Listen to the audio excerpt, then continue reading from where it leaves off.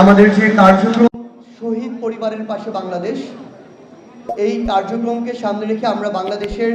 প্রত্যেকটি বিভাগে জুলাই শহীদ স্মৃতি ফাউন্ডেশনের পক্ষ থেকে আমরা যাচ্ছি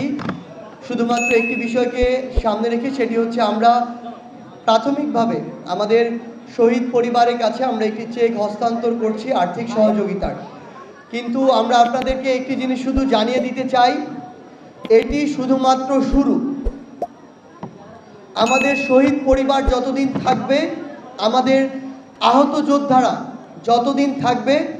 জুলাই শহীদ স্মৃতি ফাউন্ডেশনের কার্যক্রম ততদিন এই বাংলাদেশে থাকবে এবং তাদের যে কোনো যৌক্তিক প্রয়োজনে আমরা